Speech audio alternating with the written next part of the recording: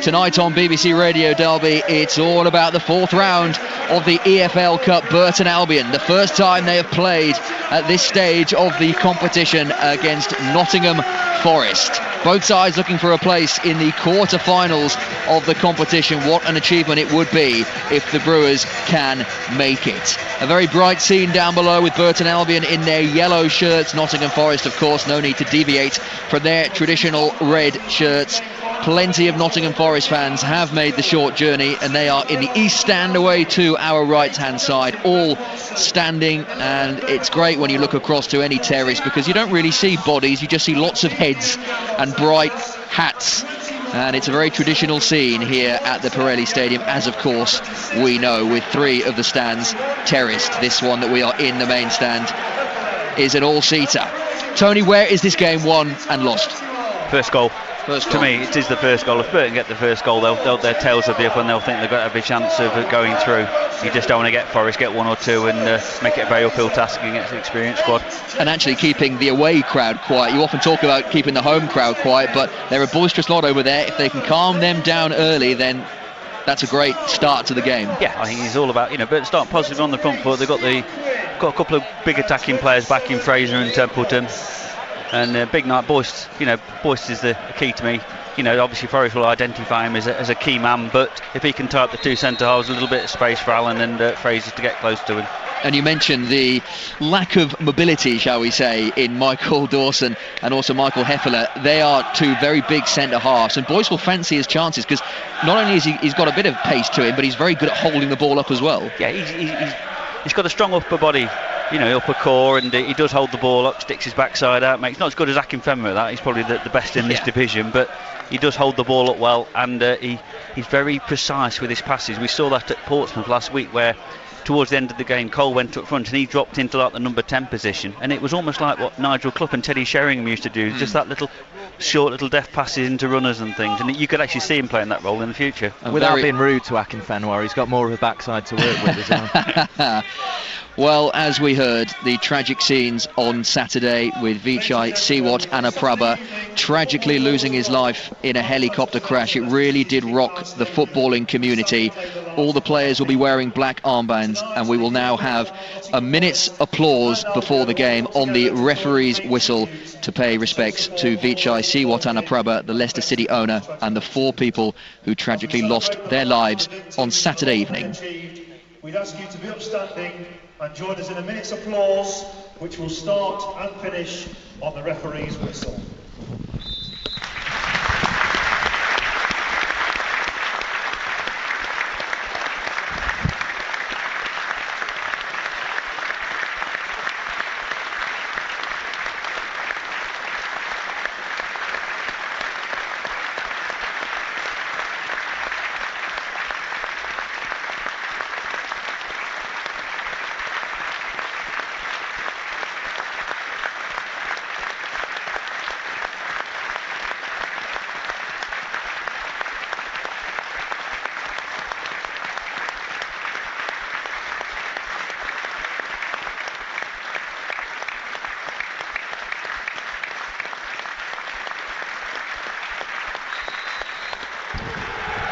Well, we are fortunate to be in a terrific area for football with so many great rivalries. Burton Albion, Derby County, Leicester City, Nottingham Forest, but we all were rocked by Saturday's events.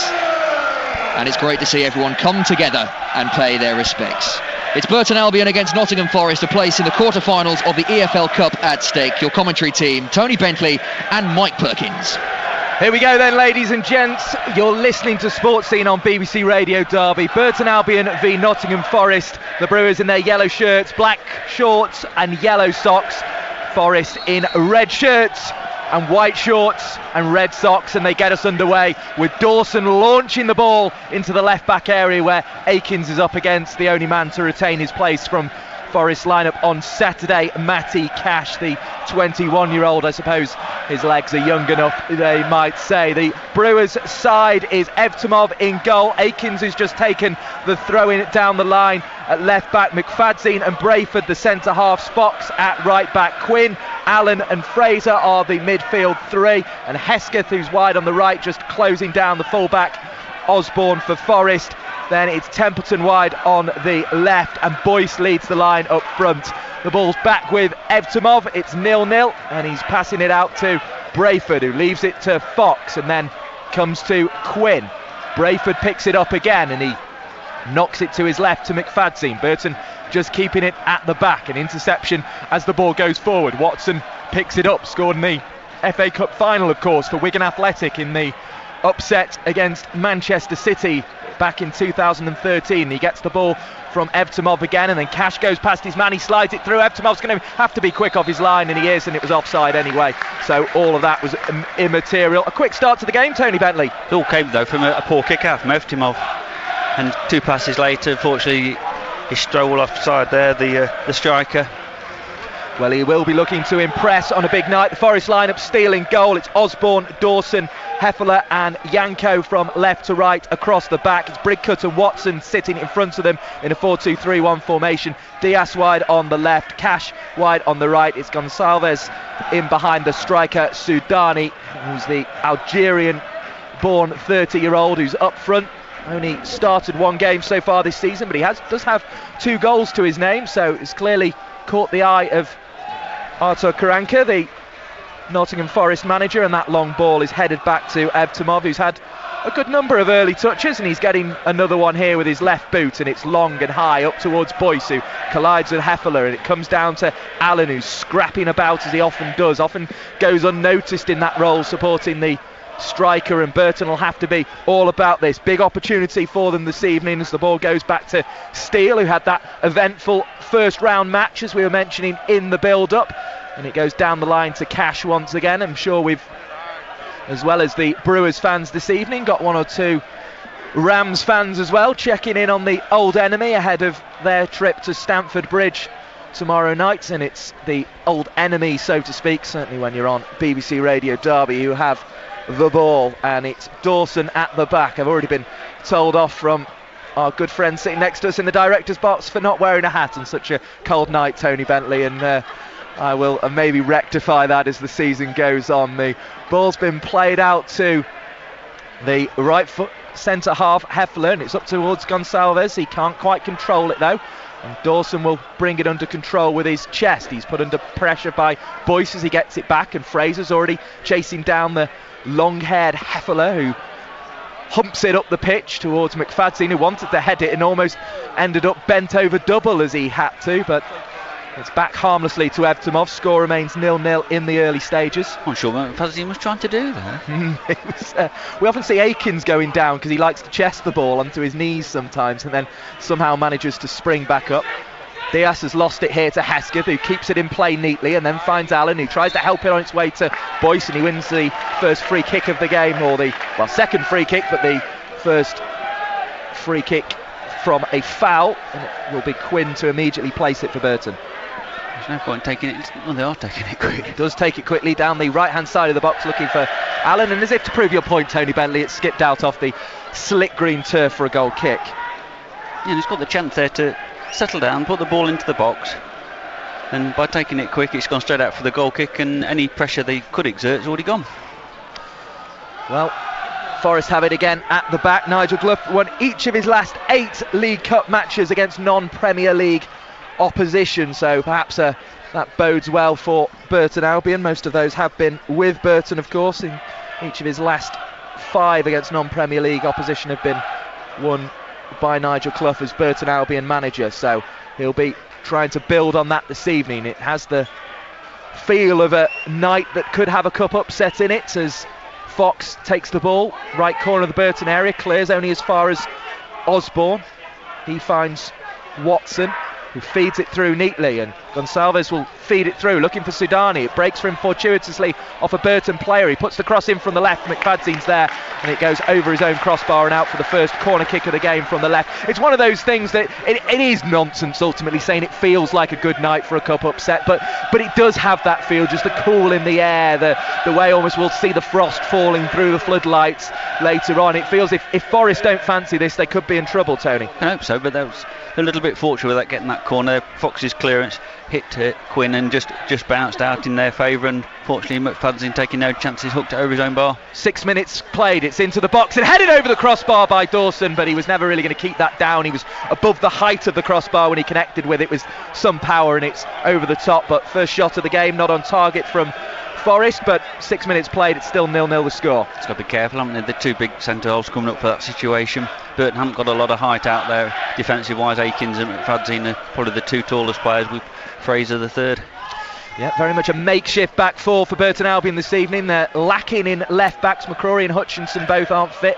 Neither's Turner, who can cover that position. So Akins has willingly, as always, gone over to fill it, and now his yellow-shirted teammates will try and build something. But Templeton couldn't keep control for Burton, and Forest clear up towards Brayford, who was wearing a neat little shiner under his eye after Saturday's game against Peterborough United. I noticed whilst interviewing him that he shrugged it off and just gave me a slight grin to say it's nothing he hasn't had before. Ball given away to Quinn by Forest in the midfield, and Burton are on the attack. It's Liam Boyce, he's going to feed it down the left of the penalty area to Templeton. Wannicott onto his right foot, shoots, blocked by Dawson in the 6-yard area. Good sliding block by the Forest number 20. First shot of the game for Burton Albion, but it's been blocked. Templeton just cutting in there and causing problems. Yeah, it's a pity really. You say cut inside, he didn't get it past the first defender. You wanted to test Steele out early on. 0-0 the score after 7 minutes, and Boyce can't quite keep that one in play. Good block there by Dawson in his own 6-yard area, sliding across in front of his keeper Steele, who's all in blue, and slides the ball out. And now Diaz is going to try and get in behind Fox, who wins a header and prevents him getting in behind him, which is a good start from Fox. It's a position we're keen to see him play and see what he can do there, as Osborne tries to take it forward in his own half and gives away a free kick because Hesketh took it off him and was then fouled. Burton looking to take it quickly and keep the tempo going, but they'll just take it short instead to Fraser now. Over it goes to Akins, who chests it past his man and then gets fouled again. The referee's been very tight on the set plays, but Burton seem to want to take it quick and just keep the game moving. Well, they want to keep moving the ball from side to side, don't they? Not letting Forest get settled. Two meetings whilst these sides were in the Championship here in East Staffordshire. One ending 1-0 to Burton Albion, the other one 0-0, so low scoring affairs, but we will see what this evening produces. Played forward to Quinn, slides it down the line to Templeton, back it goes to Akins. Now it comes to McFadzean. He's going to hit it long across the pitch. Hesketh will take it on his chest, out in the wide right attacking position this evening. Forward it goes to Boyce, got a bit of space, and he chips it on, looking for the run of Allen. Always seems to be there, Allen. His cross is blocked, but he'll produce he's arguing with the linesman because it's been given as a goal kick. Yeah, he just got lent on there, didn't he? That was the good play in that sense. Diaz just tracked back there and as he was trying to play the cross, but a good little deft touch from Boyce there. And that's what we're saying. If they get the ball into Boyce, he gets the space. He will pick the runners out with a pass. He certainly will, and he'll got given an alarming amount of space. Actually, the sort of space we haven't seen him given in League One in recent weeks. And I think Forest will have to keep an eye on that. If they've not done their homework, Liam Boyce will certainly be one who can punish them. It's back with Luke Steele, who, as we say, scored a penalty on debut in having come on for Jordan Smith, who was sent off in the first round of this competition this season. And it was a 21 kick shootout that he saved the last one of to send Forest through against League 2 opposition. They're up against League 1 opposition tonight in the form of Burton Albion, and that's why we're here for you on BBC Radio Derby. Hesketh feeding the ball into Liam Boyce. It comes back looking for Quinn, he gets nowhere near it and ends up fouling Gonsalves, and he goes to the floor. Yeah, it's a pity the ball went inside there. Hesketh had continued his run there and it was just a little bit short for Quinn, and he couldn't do anything else but foul the man. But good work from McFadzean there. Tracked the run, didn't he, of Sudani. Took the ball off him and kept it in down the line. Yeah, usually enough. Wearing a number 2 up front is Sudani, the Algerian. As the ball's played out to Osborne, Swandon-born man checks inside and then uses Diaz back to Bridcut. And Bridcut back to Dawson. Feeds it down the left again to Osborne. Obviously he can play on the wing as well, as Bridcut comes into the box and tries to sneak away from Stephen Quinn. And then it comes back to the edge of the box and it's going to be shot by Gonsalves, but it's blocked and Fraser will come away with the ball. Looks to find Boyce on halfway, can't do so. It's back to the long-haired Hefele. And he uses Steele. Forest content to try and keep it at the back, although Burton will put the press on, and Fraser nearly wins it for Templeton. Does gain control of the ball now. Feeds Templeton on the left. Cuts in on his right foot, puts the ball across goal, but straight into the arms of Steele, who'll roll it out. 0-0 the score. We're in the 11th minute. Watson spreads it across. Gonçalves will head over there to pick it up off the boot of Akins. And Forest finding a little bit of space with Cash, who puts the ball in to Sidani. Has a shot, good save by Evtimov, but it was offside. The linesman's flag up. Second time Forest have been penalised in the game. Good shot, stop nonetheless from Evtimov. Yeah, the keeper's always going to play, isn't he, to the whistle, but the flag was up as soon as the ball was played through. That's what Burton got to be mindful, isn't it? Quick counter-attack and quick ball into the middle. Cash now 21, but he made his debut in that 4-3 game at the City Ground that Burton Albion were almost able to win in Nigel Clough's first visit with the Brewers to Forest. There have been 3 more since. Forest have won the 2 at the City Ground, but Burton have won 1 and drawn 1 here at the Pirelli Stadium. And that will be a result that will at very least give them a penalty shootout if the scores remain 0-0. Or it could be a 1-0 win for Burton Albion. You certainly take that at home, Brewers fans. But it's Forest on the ball in their own half as a drip comes from the earlier rain.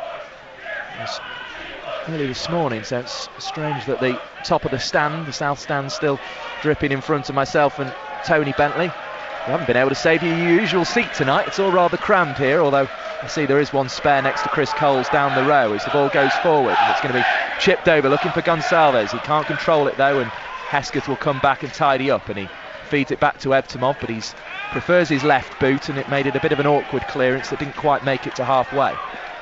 You won't mind that, he's cleared the pressure, hasn't it, in that situation, but you can always see that Forest looking to pass their way through the Burton defence whenever they can. Osborne threatening to take the throw in. A few little gaps at the end of the west stand behind Evtimov's goal that Burton are defending in the first half, and as we look to our left, that's where Forest are attacking now. Diaz trying to go past Fox, does go past Fox, he's going to look to cut the ball back to red shirts. It was blocked by Brayford, who came across, and it's out for a corner kick. Yeah, he got past Fox a little bit too easy there, didn't he? Drove along the byline, but Brayford and Evtimov have not given an easy pass across the box, and the attempted pull across the goal line there, knocked out for the second corner to the visitors. It's noticeable the height of Dawson and Hefele here coming forward compared to the Burton players, isn't it? They're going towards the back post at the moment. Yeah, I think they'd be happier if the back post than one of them making a run at the near post. 14 minutes of the game gone, 0-0 the score. Osborne with a kick from the left. Burton defend it well. It's Brayford who's up once again. Even despite his lack of height, he's a very capable centre-back when he needs to be, and then Fox is lumping this down the line. Brilliant touch by Templeton to keep it in play, and he had to be tackled by the right back who'd come right across with him, Yanko, and needed to be there because Templeton brought it down superbly, pushing the back of Quinn's head from Diaz, which I don't recommend because Quinn will get you back for that, as Gonçalves puts it into the centre-back McFadzean for Burton, who has control of the ball once again. Uses Quinn.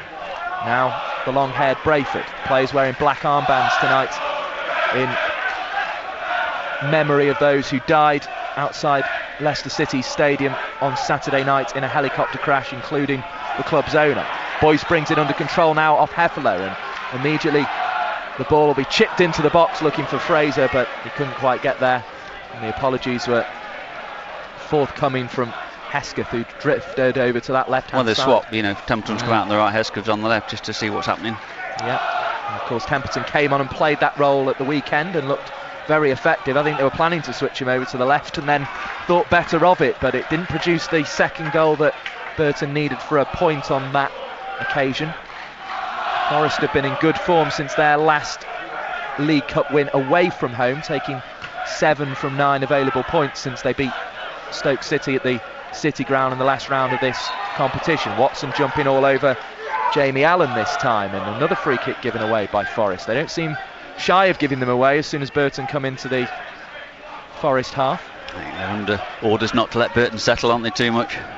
Oh, that would have been a good through ball from Fox there, but it was just cut out by Osborne, and now he's breaking into the Burton half, but he's asked a lot of There's another youngster, Cash, there, who's knocked it past Akins, and then there's a tussle going on without the ball anywhere near it, but Akins gets to the ball first and is not penalised. Fraser is going to look to spread the play to Templeton. Poor pass though, straight to Diaz, and this was the sort of thing that gave Peterborough their goals at the weekend. Gonsalves is going to step through challenges, he's going to shoot, but over the top left corner of Evtimov's bar, and that was a little bit of a let-off for Burton there. But let's just go back a minute. That play by Akins, he was miles behind. That wasn't he out in that wing, and he just sort of switched on a gear, got his body in front of them, then took the ball off him and played it out. That was absolutely brilliant defence from Lucas Akins to take the ball off Matty Cash, who'd had such a head start. Yeah, and he's not a natural left footer, is Akins, and he's playing over at left back this afternoon. He's got the black armband on one sleeve and the captain's armband on the other tonight for Burton Albion. It's another yellow shirted player, Allen, with an overhead kick forward, but it bounces straight through to Steele. And even with his defensive duties, Lucas Akins, he's still produced 2 goals and 3 assists so far this season as the ball goes into the centre circle, and Akins is the man dispossessing his opponent. Matty Cash goes out to the left to Hesketh, and then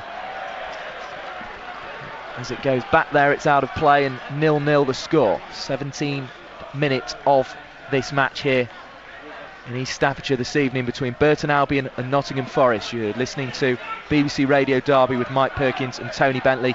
Chris Coles is here because it's a big evening, and that means Sports Scene are out in force, as you would expect. Good work from McFadzean to come across and tidy up, and he draws the foul. Forest already stick a bar across the 4 slashes I've given. Scores elsewhere, Chris Coles, in the early stages. Yes, I may as well update you, and there are no scores elsewhere. Everywhere is 0-0. Sutton 0, Chesterfield 0 in the National League, FC United of Manchester 0, Alfred 0 in National League North, and the other EFL Cup 4th round tie tonight is goalless down at the Vitality Stadium. Bournemouth 0, Norwich 0. Goal kick, or free kick rather, played forward to Hesketh, and then it bounces out of play on the left back area of Nottingham Forest, and Burton will have to bide their time for another attack. And well, that's a clear foul by Sidani, just barging Brayford off the ball. I don't know how he thought he was going to get away with that, but he nonetheless tried. As we say, keeping an eye on the non-league football as well on Sports Scene this evening, but it's been a cagey start to this game. We're into the 19th minute and Burton are giving it away again, and this seems to be the main way they concede goals, is by actually their own mistakes, giving away passes in the midfield and putting pressure on the back four. It's a makeshift back four who've won it back. Fox at right back doing the duties. Poor pass by Quinn though into Allen, and Allen draws the free kick and does well to retain the football for Burton Albion. I think Burton will be quite pleased that the Forest don't actually look a threat unless Burton give them the ball. But that seems to be how Burton are giving away most of their goals at the moment, which is, I suppose it means if they put it right, they're going to be really onto something. But down the left, Burton are attacking, and it's going to be fed forward to Boyce. Boyce with his back to goal, and he feeds in Fraser on the left-hand side. Templeton already making a run to the box. Comes to Boyce, edge of the 6-yard area, shoots, good save by Steele down to his left. Got his palm on the ball and was able to stop Burton scoring the first goal of this game. It remains 0-0 after 20 minutes. Great chance for Liam Boyce, just broke to him and he tested Steele across his body, but just couldn't get it past the man all in blue between the sticks for Nottingham Forest. Well, the angle's completely against it. He did so well to make space to get the shot away in the first place. He's gone to try and catch the keeper unawares at his near post, and the keeper's made a good block.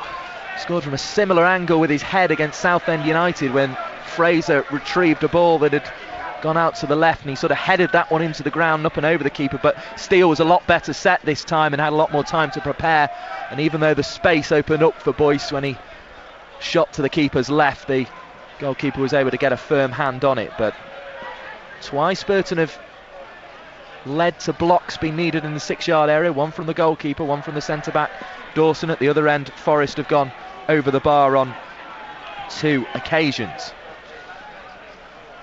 And that's encouraging signs for Burton as Templeton heads it down to Fraser, who feeds it through to Boyce, who's got all sorts of space on the edge of the box. The flag isn't up, but Boyce just was shut down. He's still got the ball though, left-hand side of the penalty area, looking for the first goal of the game. 21st minute, in it comes, but it's headed away at the near post by Dawson, once again defending well in his 6-yard area, and then it's been given away by Burton Albion. They put pressure on themselves again, and it's going to be Diaz running forward against Fox. Fox has got work to do. The 19-year-old puts Diaz out to the left-hand side, but he's going to play a 1-2 back into the box, and then Fox gets across him, and he's going to let this go for a goal kick. Good defending from Ben Fox, but again Burton Albion opening themselves up.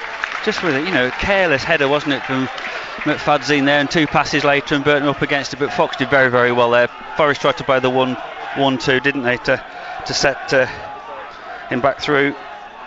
At the other end, huge amount of space again for Liam Boyce, just couldn't make the most of it. Yeah, he's causing some problems, isn't he? We say if they get the ball into feet, he will cause problems against teams no matter what level we're playing at. Voice of Tony Bentley once again on BBC Radio Derbies with Mike Perkins, myself and Chris Coles tonight on Sports Scene on 11:16 a.m. if you want the top floor. That is currently on all other frequencies as Fox picks it up for Burton Albion. It's back to Quinn towards Hesketh on the right. Hesketh inside, can't find Allen. Poor pass forward to him, and Brigcutt will slide it on now, looking for Gonsalves. McFadzean slipped slightly and it threatened to open Burton up again, but Akins was there with a block, stopping the ball going out to the right hand side where Cash would have surely been in. Hefele chests it down, knocks it on, looking for Cash once more. Forest 14. He's forced out of play, but he gets a Forest throw in. It's a good little battle over on that side, isn't it, Cash and Akins? I think Akins would like it to be going the other way. He'd like to be running at Cash in the fullback position, but no such luxuries for the League One side up against Championship opposition this evening. Chipped forward looking for Sudani, and the flag does go up.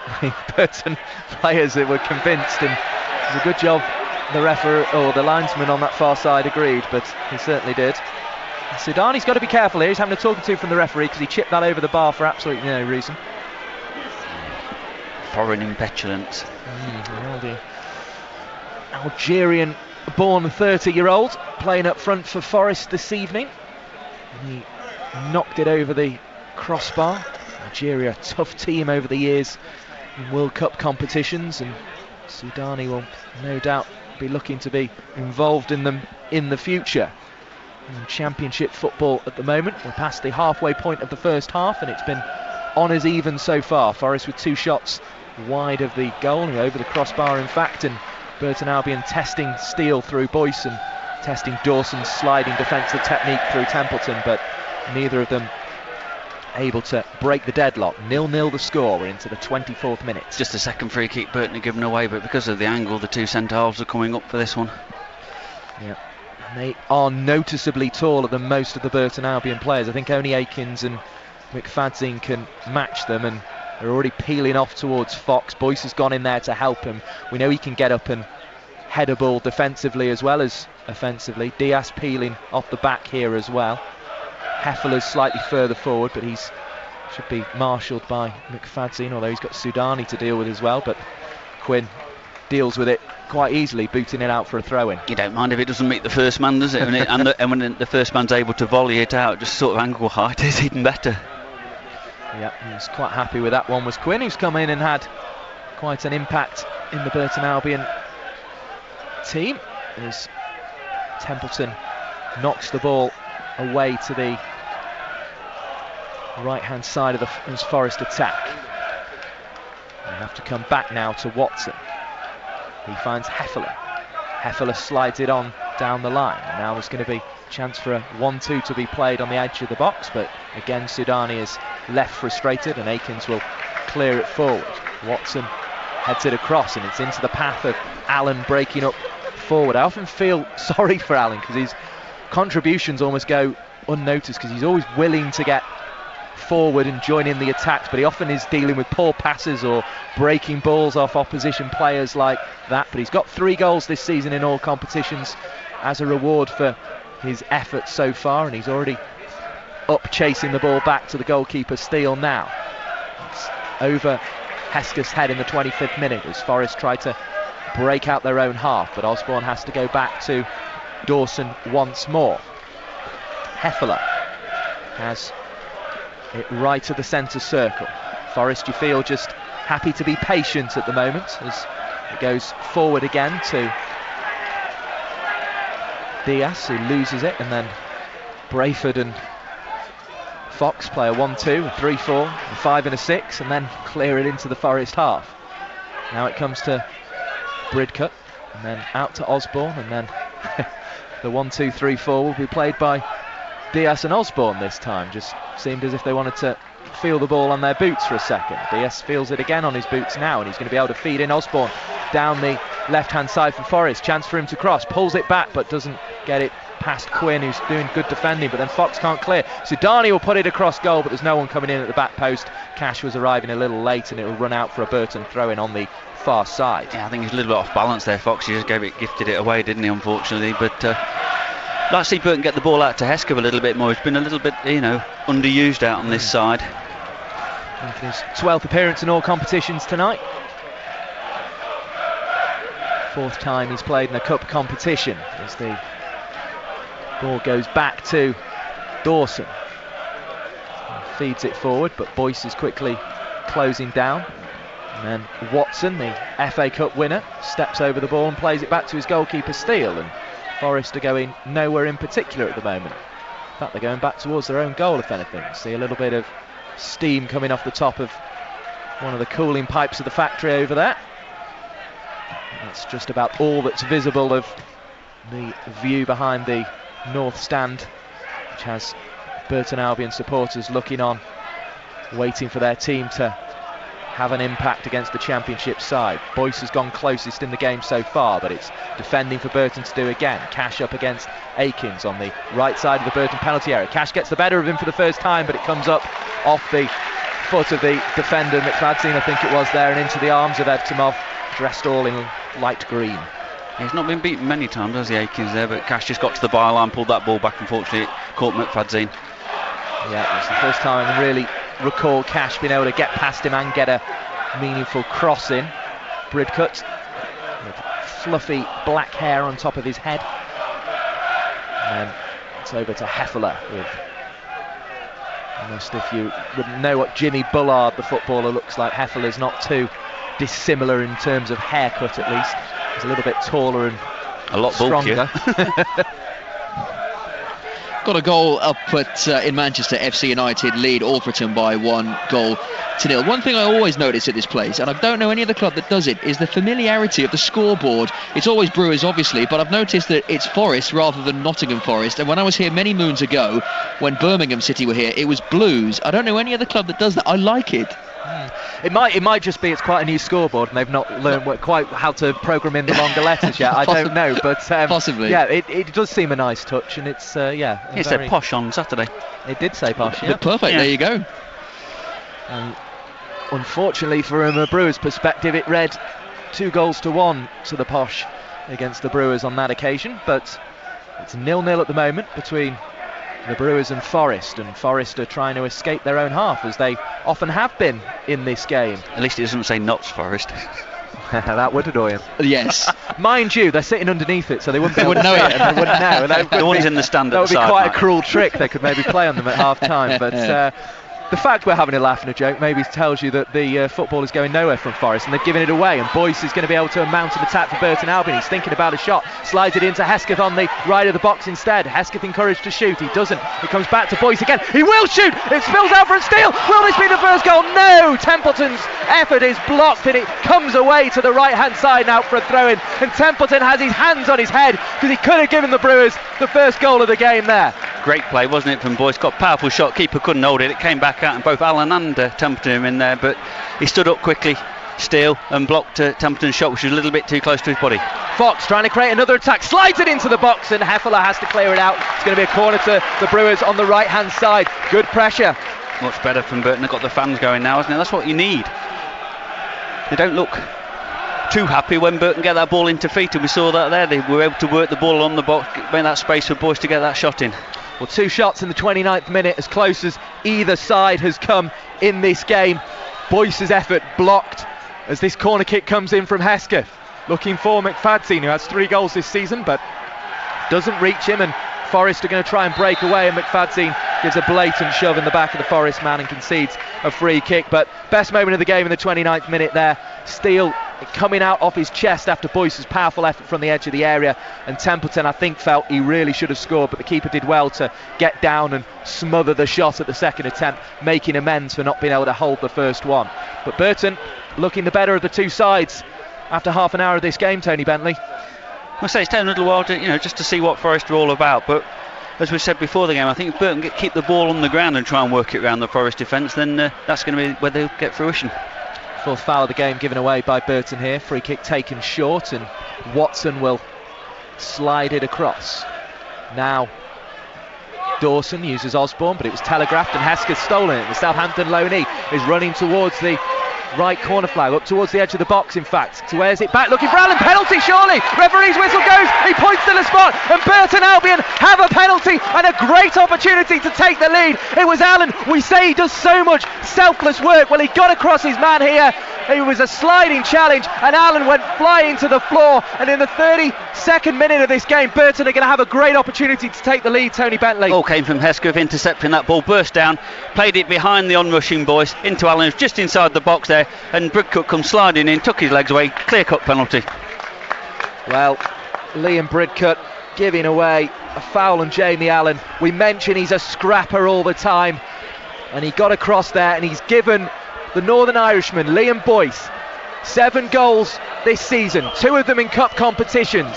Can he convert this one from the spot for Burton Albion in front of the Forest fans at the East Stand? The whistle goes, Boyce is on his way, over the crossbar, 0-0 it stays. Burton Albion 0, Forest 0 in the 32nd minute. Liam Boyce has put the penalty over the crossbar, and dear me, that was a golden opportunity to take the lead for Burton. That's an awful penalty. You've got to get it on target, haven't you? And I know he's gone to put it in the top corner to keep it away from the keeper, but that wasn't even close to going on target. 5th shot of the game for Burton Albion, and it's been blazed over the crossbar. It almost hit that scoreboard we were talking about earlier in the game. It still reads 0-0. The perfect opportunity for Liam Boyce to score for the 8th time this season. We were saying he usually couples goals with assists. He got an assist at the weekend for Jamie Allen's goal, but he will be so anxious to make amends, because he's had one of the better chances of the game, cutting in and shooting to Steele's left. Good palm he got on the ball. He also rocketed it off the chest of the Forest goalkeeper, and Templeton really should have given Burton the lead. But now Boyce has had the most golden of golden opportunities in this game to put the yellow shirts of Burton Albion ahead, and he skied it over the crossbar from 12 yards, and Forest will feel they've had a let-off, and Diaz is trying to get in behind Fox, who does superbly well to slide in front of his man. It was almost like Campbell blocking that goal, or the potential goal from the other penalty that was missed in this competition from that end, in happier circumstances for the Brewers against Aston Villa, the way he slid across and made a bar with both legs and just sent it back to his goalkeeper Evtimov. It's been given away on the edge of the Burton box, comes to Gonsalves, he shoots down to Evtimov's left and he makes a very good save. Best shot of the game from Forest so far, but it doesn't break the deadlock. 0-0 still the score. No, it's just almost like a back pass, he's just trying to curl it into the corner. Easy save for the keeper there, but no, Burton, Gill takes a chance there. You've got to take those against bigger teams. I suppose I was giving them credit for hitting the target for the first time, but Burton Albion will be feeling that they have missed a chance that they won't see a better one in this game. From the penalty spot over the crossbar from Liam Boyce, he must really be feeling it right now. It's important that hopefully he'll strive him on. It's important his shoulders don't go, isn't it? And he keeps doing what he does. Ball thrown inside to Gonsalves and then back out to Osborne. Gonsalves has it again, trying to go between Allen and Fox, and can't do so. They narrow the gap. Clear up to halfway, Dawson's there, and Bridcut gave away the penalty. Finds the Spondon-born Osborne, he goes back to Heffler, who boots the ball in his own face, which was rather amusing for us all. Although I think there's a little bit too much shock from the missed penalty still for any humour just yet. Hope you're enjoying it at home, Brewers fans, but we'd be enjoying it even more on Radio Derby if we'd been able to bring you that first goal of the game for your team. Boyce chasing down the goalkeeper and forces some hurried passes by Forest, but they do get it over halfway with Gonsalves out to Ianco, who's not had many touches at all as the Forest right back, but he goes round his man Templeton and he's going to cross the ball in from the right, but he hits Akins, who blocks the first attempt, has another attempt, and Akins blocks it again. They'll have to chase out will the yellow shirts up towards Watson wearing the red of Forest. Out it goes to the right again, and Janko has blazed this one almost over the stadium. What a poor cross that was, and maybe that's why they haven't given him much of a touch this evening. See, it's not the first time Karanka's been here in a League Cup tie. He was here with Middlesbrough a few years ago. They won 2-1 on that night. Very good record against lower league opposition. I think he's still unbeaten. And he is standing on the edge of the technical area with a smart pair of shoes on, but suit trousers, but a Rain Mac style jacket on as it's flicked on by Fraser. The hands thrust firmly into the pockets of Artur Karanka. Forward it goes, looking for McFadzean, who heads it down and out of play. We got any goals yet, Chris Coles? No. That'll be why you didn't respond. Sedani knocks it back, and then Bridcut over he goes to Janko. I was warming my hands up in my pocket. You caught me by surprise. I'm sorry, I did a Craig Ramage there. Did. I apologise. No, it is still Sutton 0, Chesterfield 0 in the National League. FC United 1, Alfreton 0 in National League North, and goalless in the other EFL Cup tie. Bournemouth 0, Norwich 0. Diaz siding out to Osborne, but it's out of play. It does feel a cold night this evening, but maybe not as cold as the weekend when we had the wind whipping in and across us, and certainly Dave Fletcher, who's more inclined to the cricket season, was ruining his first trip to a football ground of the season. As Burton have a throw in their right back area, 0-0 if you just join us after 37 minutes, maybe one or two Rams checking in before their trip to Stamford Bridge to play Chelsea, to keep an eye on the old enemy and see how Burton Albion can do. Well, they've missed a penalty this evening, and they should really be 1-0 ahead in this match against Artur Karanka, who we say has never lost a domestic cup match against a side in League One or below, winning all 8 of his ties so far. Out the ball goes to Bridcut. Will be a very relieved man, having tripped up Jamie Allen on the edge of the box. The other reason the Brewers should be ahead in this game is Liam Boyce having a shot from a tight angle after 19 minutes, well saved by the left hand of Luke Steele, and also Templeton following up a powerfully struck Boyce shot that came back off the chest of Steele to him in the 6-yard boxes. It's threaded through to Fraser, and he's going to find Hess. No, it's Boyce who has the shot with his left foot, but it's down to the left hand side, and he just can't seem to find the back of the net this evening, the Northern Irishman, but he'll keep trying. It was a little bit almost too behind him. He had to stop, check his run rather than being able to run onto it and hit it. He was with his weaker left foot, but there was no sort of, he wasn't able to take it in his stride. He had to check his stride running onto it, unfortunately. Although he put it towards the corner, the net still was able to drop quite easily and save it. It's not been Liam Boyce's night, striking that one with the inside of his left foot, but tamely to Luke Steele's left, and in the 38th minute he makes a comfortable save. But it's as comfortable as Evtomov has been at the other end. He's just had to drop to his left once to save one shot on target from Gonçalves from the edge of the box. And that's all Forest have to show from the first 38 minutes of this game. Burton trying to progress down the left, can't do so. McFadzean will cut out the ball forward, and Boyce will continue chasing it. He has it on the left hand side of the penalty area, just outside it in fact. Comes back to Templeton, edge of the box. He's going to shoot right footed, but it's blocked and away. And Burton will try and rebuild the attack, and they win a free kick as they do so. Good play again there, wasn't he? Just trying to turn his man there. Templeton got taken out. As this half goes on, Burton Albion seem more and more the better side, Tony Bentley. Yeah, they say they should be ahead, and that's you just hope that doesn't come back to haunt them later on. Well, the free kick being placed, good 30 yards out, inside left channel. Quinn will look to put it on the penalty spot potentially for McFadzean, as they did at Plymouth. That worked rather well. Will they try it once more against Championship Nottingham Forest? 0-0 the score as it comes into the box from Quinn, looking for McFadzean, but Hefele was there. Comes back to Hesketh, he puts it in. Boyce now in the air, but it's back to the goalkeeper. Steele, plenty of the Forest man getting across there, and it's rolled out to Janko now, who will bring it away. 0-0 it remains. 40 minutes of this game played on BBC Radio Derby. You just join us, Burton Albion should be ahead. Boyce missing from the penalty spot, having 2 other good chances saved, and a shot that rebounded back to Templeton and should have been put in from inside the 6-yard box. But Burton will be very encouraged with what they've seen. I know Forest won't be this tame in the second half, as Osborne brings it down and he's going to be shoved by Hesketh, and then Allen comes across and makes a tackle, and then it's cleared out of play by Dawson, and Burton will try and keep the attack going. Goal in these next 5 minutes would be very, very valuable for the Brewers.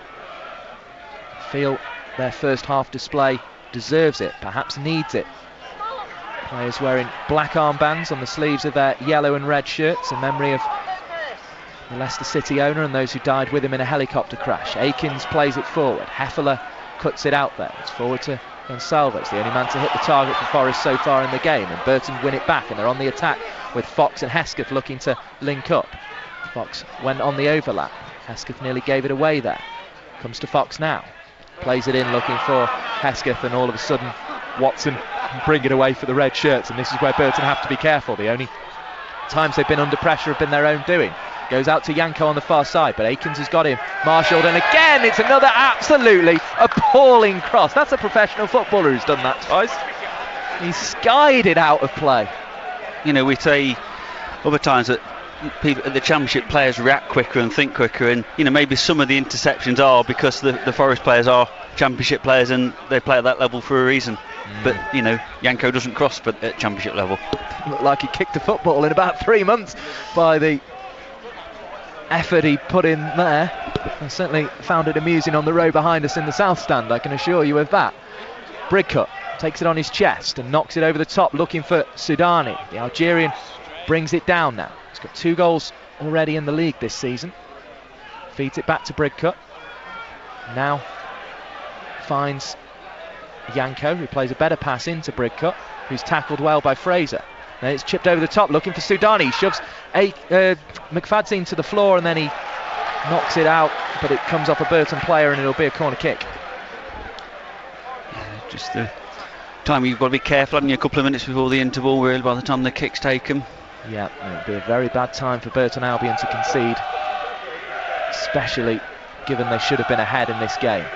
You're listening to BBC Radio Derby, the top floor on FM, DAB and Freeview 735. We're on 11:16 AM as the ball, it's an in-swinger from the right hand side, but it's a yellow shirted head to it, and then the shot comes in from Diaz, and now it's blocked by Hesketh running away.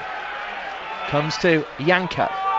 Watson on the left hand side, cuts in, sends it back to Yanko now in his own half, and Forest will have to start again. Good defending from Burton. Boyce makes a tackle, and then Temperton comes in, and because the challenge was from behind, well, it doesn't exist in modern football anymore, and it's such a shame because that was a perfectly good tackle. He played the ball, didn't he? That was the trouble.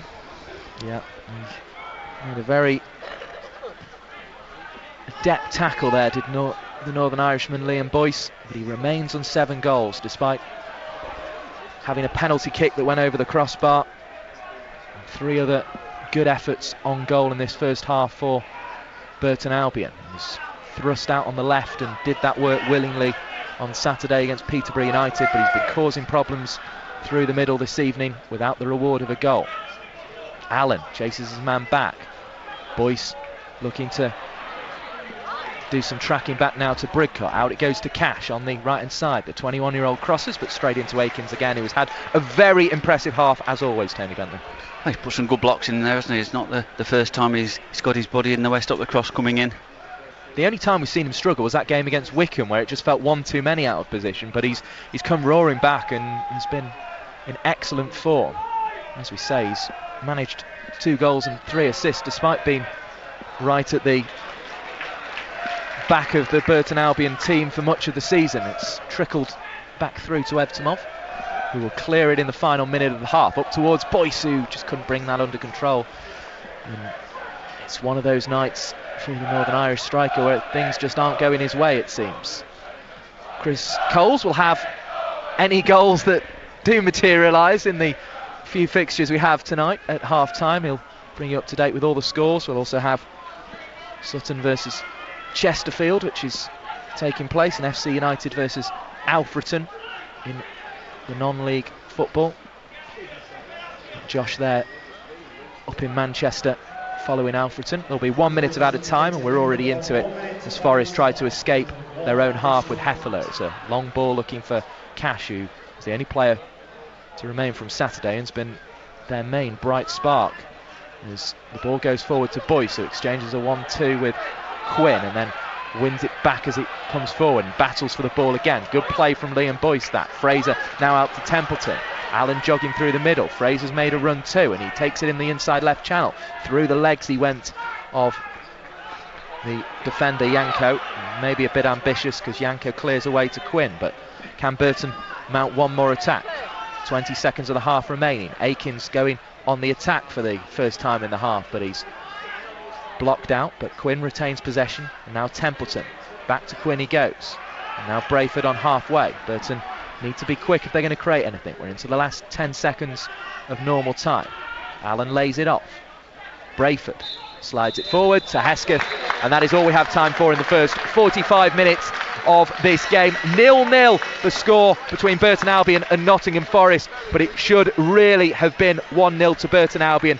The golden opportunity came after Jamie Allen side. A little bit more experience, that was all, you know. Yeah. Well, and if you can include Lucas Akins further up the field, then that's what you want. Well, Nottingham Forest and Burton Albion coming out of the tunnel. It's very rare these days you see both teams emerge at the same time. It's usually one followed by the other. Burton Albion getting some energy back into the tyres by racing through some cones just in front of us, and Nottingham Forest are in discussions, one or two of them having a few words. You can see Lewis Grabban, one of the subs, in animating discussion with Liam Bridcut, and the referee is striding out with the match ball. So we have the second half of Burton Albion against Nottingham Forest to come on BBC Radio Derby. 81333 is our text number. Put Derby at the start of it. You can tweet us at BBC Derby Sport with your post-match thoughts. And remember, if we are level at 90 minutes, we go, excitingly, to a penalty shootout to decide who makes it through to the quarter-finals. Let's rejoin Tony Bentley and Mike Perkins. Well, good evening, everyone. The Brewers will feel that they should have been ahead in the first half. What can they produce in the second half? They line up with Evtomov in goal, a 4-3-3 in front of him. It is Akins at left back, McFadzean and Brayford are the centre halves. Allen's bringing it forward already, straight into towards the Forest penalty area. Gets it back on the edge of the area from a deflection and then is forced away. And then Quinn goes to Fox, who's the right back, and then Forest intercept and look to break with Diaz, who puts it out of play. So Evtomov in goal, Akins, McFadzean, Brayford and Fox from left to right across the back.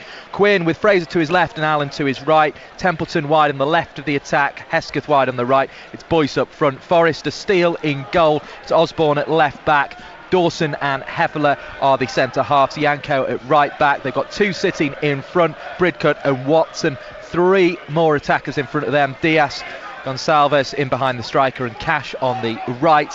And up front it's Sudani, who had a frustrating first 45 minutes, unable to add to his 2 goals so far this season. Tony Bentley, what is the key in this half for you? Burton just keeping it tight and getting that first goal.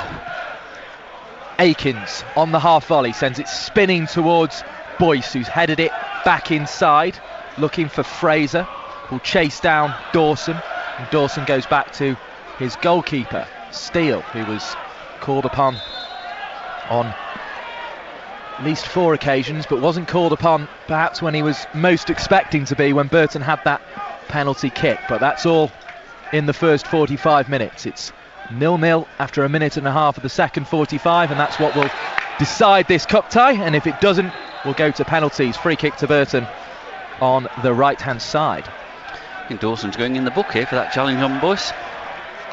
It's looking that way, isn't it? Referee scribbling his name down, and he raises the yellow card to the sky. Burton, of course, in yellow shirts, black shorts and yellow socks. Nottingham Forest, red shirts, white shorts and red socks. And as we say, I'm sure there'll be 1 or 2 Rams fans as well as the Brewers fans checking in on the old enemy. And Burton have certainly given them a good game so far, and it could be so much more from this free kick. We've taken 2.5 minutes into the second half. Fed down the side of the box to Liam Boyce, and he's going to try and shoot, but he just couldn't keep it down. Hits the roof of the West Stand in the end. Just caught Forest unaware. They're expecting the long ball into the box there, and he just played it down towards the near post. Boyce's first touch a little bit heavy, took it narrower than he wanted. The angles against him, and obviously went for power and fired over. Sort of similar to one of those ones when he does the striking practice, but as you say, he just got it wider of the goal than even he would have liked. Sudani trying to get there, but Evtimov's quickly off his line, and he did that once in the first half, and he's done it well in the second half. Saw the press association crediting Nottingham Forest with 6 shots in the first half. I certainly didn't see that many myself. Yeah, one on target and 3 off. But yeah, as Evtimov hits it long, Boyce will take it on the foot, but Heffler's very tall and is able to get over the top of him and head it, but still played into the Forest right back area, but Fraser won't get there. I suppose they've got to be careful with Templeton and Fraser, haven't they, because they're only on their way back to fitness. A big call, I suppose, to put them in from the start tonight. No, I think if you're fit enough, you start. There was no reaction to the game on Saturday.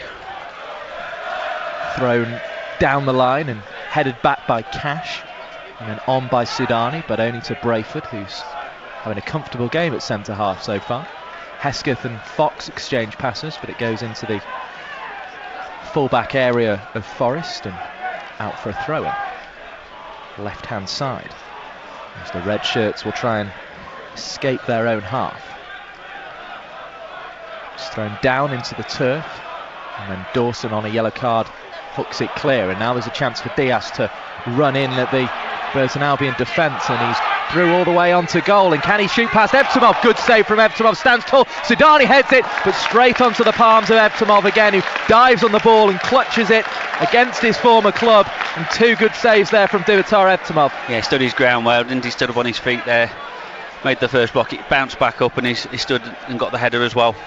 0-0 the score in the 50th minute, and now Burton are breaking in. It's Allen playing it out to the left-hand side. Templeton's got space. Can he run at the full-back? He runs across him and then slides it to Quinn, who wasn't expecting the ball, and that allows Diaz to get to it and send Forest back away. An open start to the second half. We've only played 5 minutes of it, and Yanko's already coming down the right-hand side. He might have been told to keep things simple after his 2 efforts at crossing it in the first half.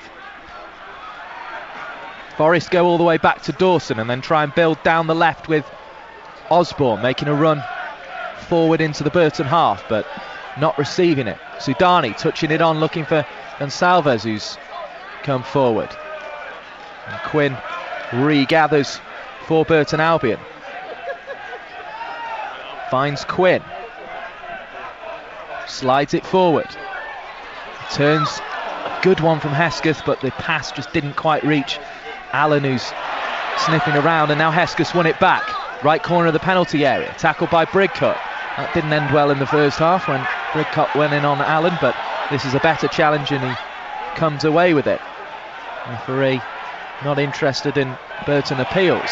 Another good tackle in the midfield by Fraser. Burton keeping the press high, keeping the pressure on Forest, who will be dreading what could potentially happen if they don't lift their level of performance, but Diaz certainly has lifted his, but he's tackled as he approaches the Burton penalty area, and now Allen puts in another good challenge and wins it in midfield, and he's breaking over halfway. He's got Boyce peeling off one side, Fraser and Templeton coming up in support on the left. Templeton's in space, Fraser shoots it, takes a deflection and loops into the goal, and Burton Albion have the lead that they couldn't get in the first half. They tried so hard to get it, but Burton Albion have scored through a deflected Scott Fraser effort that has evaded Luke Steele, and finally in the 52nd minute of this game, Burton Albion have a 1-0 lead. Great credit to Jamie Allen there. He's won the ball just in front of his own box and drove, and he got options right, option left, played it to Fraser. Templeton made the decoy run wider on the left, made a little bit of space. Fraser's hit the shot, it's caught the defender on the back, looped over Steele. I don't care about that, but Burton lead him. Second goal since arriving at the club for Scott Fraser, scored against Accrington Stanley. Chris Coles will remember that day. He saw that one. He's had laid on 2 goals in cup competitions this season. Well, he now has his second goal for the Brewers and it was one that was roundly celebrated, certainly in the South Stand. We couldn't see much further past that because everyone rose to their feet in delight. But Burton Albion, they're ahead against Nottingham Forest, and they deserve to be. They really, really deserve to be. And whether you're a Brewer or a Ram tonight listening on BBC Radio Derby, you'll be enjoying Nottingham Forest getting beat. It's out of play for a throw-in on the right-hand side. Sudani's back called out. on his back. Poleaxed. Oh, he is holding his head. I wondered why he was down for so long. I'm not sure, but Spadsine hooked the ball, and I thought the referee gave the throw in to Forest because it hit him on the back of their head, but I'm not sure what happened there. Well, the treatment is ongoing. The referee wants to continue the game of football, which he is, and Janko has, well, probably not helped proceedings by miscontrolling and allowing the ball to go straight into the physio on the sideline. The trouble is, though, they're treating him. If the ball goes in that area, the people treating him are in danger of being hit. Yeah, they are very close to where Lucas Akins will now take this throw-in. All you care about at home, Burton Albion fans, is your team are 1-0 ahead and heading into the quarter-finals of the League Cup. The last 8 of the League Cup, Tony Bentley. Like Lewis Grabban's coming on now, I think. Well, he's their danger man. He's a very formidable presence up front. And he was quelled here against Sunderland, but his team did win last season when he visited East Staffordshire. But he had to rely on others for the goal that night. Sliced Evtimov clearance, goes out of play. Credit to Dimitar Evtimov, he made a great double save just 2 minutes before the goal. Yeah, the first one was the save. The follow-up was just in his hands, but he stood his ground, didn't he? Made himself as big as possible, which is what keepers are told to do. Dawson, who's on a yellow card, and will be played on by the Burton attackers in this second half. Hesketh I think just felt from the back of his knee there. He just sort of stretched, and his leg just gave way. Here comes Nick Fenton on, and Nigel Clough's already calling over substitutes, which shows he is concerned about this. The drip falls from the top of the south stand as we watch Nick Fenton go over to the far side. I don't ask Chris Coles whether there have been any early goals in the second half just yet, because after our first half efforts there weren't too many. The Forest players come for a drink, and Liam Brigcut's among those who's taking one, and there is going to be a substitute for Nottingham Forest, I think, here, unless John Brayford's coming off, which I don't think he is. So it's going to be Lewis Grabban coming on for Sudani, as we were expecting.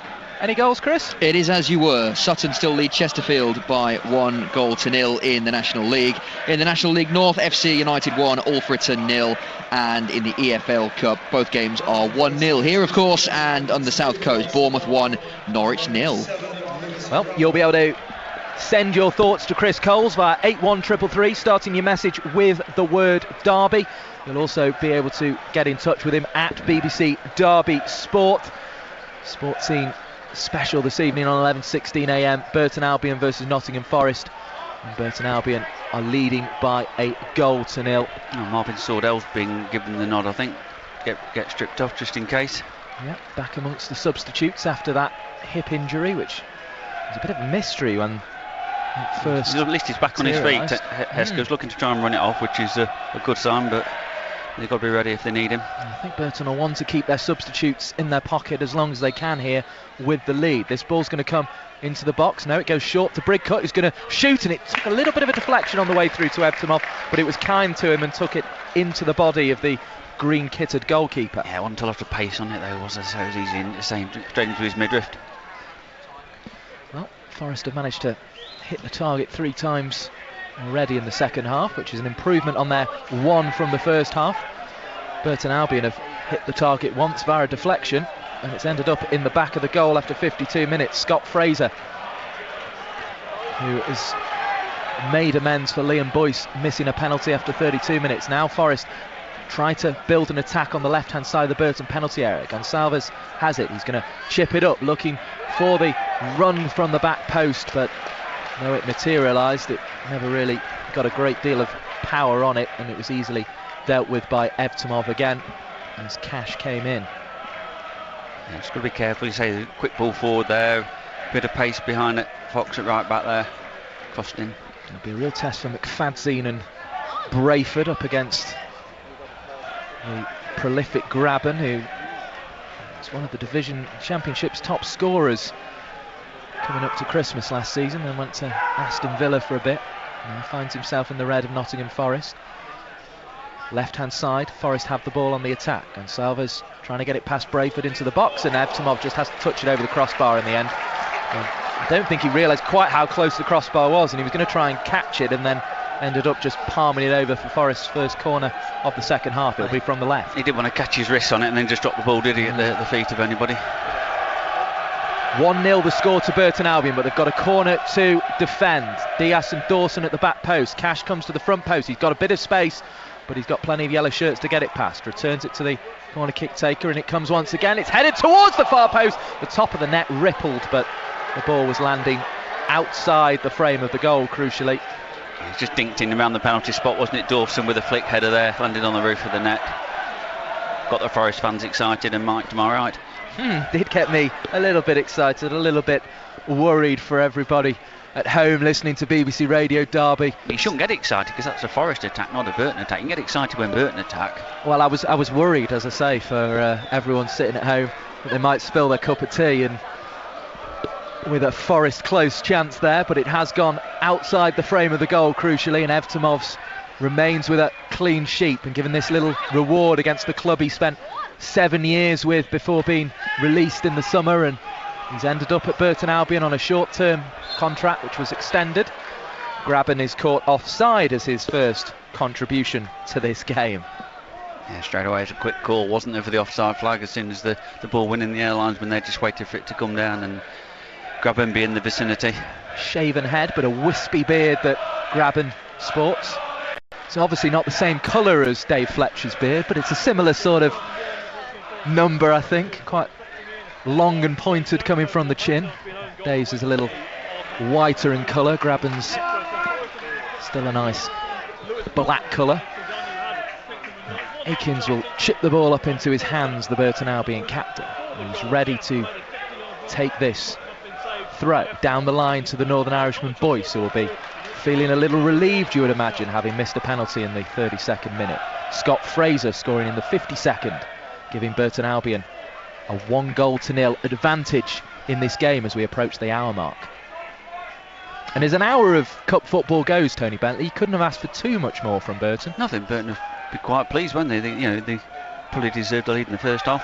Looked like it might have been handball from Boyce there, but it's not given. Back out to Templeton on the left. Puts it in looking for Boyce, and the defender just got up in front of him, Hefele there, and diverted it away. Boyce, you could see him motioning with his neck towards the goal, but the ball just didn't arrive on his forehead. And then a foul is given away in the Forest left-back area. Yeah, just run the ball out of play. Oh, it's over. Yep, you're right. Over the line for a throw-in. Got those very bright advertising hoardings that have been put in front of the regular ones so that they can change the sponsor on them tonight for television. Fraser, who is entertained in front of the TV cameras, plays it out to Lucas. He's at left back, which is not his familiar position, and he's not been given a great pass there, and he's in a tussle with Brigcutt, who does eventually foul the big Burton Albion captain. And the ball, in fact, they kick it all the way back for the throw-in. What's happening? Well, they're going to go all the way back to just the right of the centre circle. I didn't spot the infringement, I have to say, but there we go. It's clearly earlier in the move. Somebody must have just left the foot in when the ball came across. Lucas got it, yeah. Brayford trying to play a ball forward, but nobody read it, and can't really blame him because it skipped through off the turf straight to Steele, who'll start things again for Nottingham Forest. He's played in every round of this competition so far, having come on as a substitute in the first round, but he's seen his team going out of this competition at the moment. Akins jumped and did enough against Cash, as he's done enough all night, and now Boyce is up against Hefele. Gets his head to the ball this time, although not as close to goal as his last attempt. And now it's slid through to Fraser Offside. Into the penalty area, but he is offside, and he's fired it over nonetheless. But good play from Boyce again there, though. He's got 3 players around him, and he's just managed to get a toe out. Allen's just played the first time pass through, but fortunately Fraser's gone half a yard too early. Yeah, it was a good little triangle between the 2 attacking midfielders and the striker Boyce. It looks like that is a player I don't recognise, so I assume it's Kieran Wallace who's going for a little jog down the left there, unless it's Collins. Or is that... No, it is the floppy hair of Collins, isn't it? It just doesn't look quite right without a fluorescent goalkeeping strip on, as the ball's laid back to Steele. Or blue-kitted goalkeeper sends it long straight onto the forehead of McFadzean, and now Temperton inside to Fraser. Incisive little pass to his fellow Scottish player, and now it comes to the Northern Irishman Boyce. He's going to come back inside, and it hits... Well, the shot is blocked, and then it was nearly taken under control by Hesketh, who seems to have run off that injury. But Forest will break away with Diaz, but Fox dispossesses him. Now it's forward to Hesketh again. The yellow shirts on the attack once more, looking for their second goal of the game. They lead by the only goal of the game. And now it's through to Fraser, through on goal, and scores again! Scott Fraser's doubled the Brewers' advantage. He's got both the goals in this game. A fantastic finish coming through on the inside left channel after good hold-up play by Liam Boyce.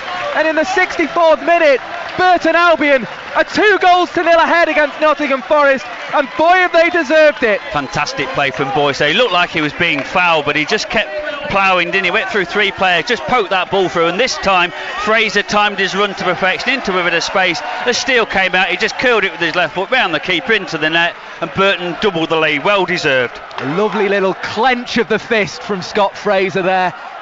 He's been out injured for a few weeks, and he will have been feeling he needs to make a contribution. Missed 2 games through injury, came back against Peterborough United, a 70th minute substitute. He started the game this evening, and he's finished twice since the break. And nice for Liam Boyce as well. He would have wanted the goal, he would have wanted to convert that penalty, but he's fed his man through. And now Burton Albion, they just have to keep playing the way they have been. It's out to the left to Osborne.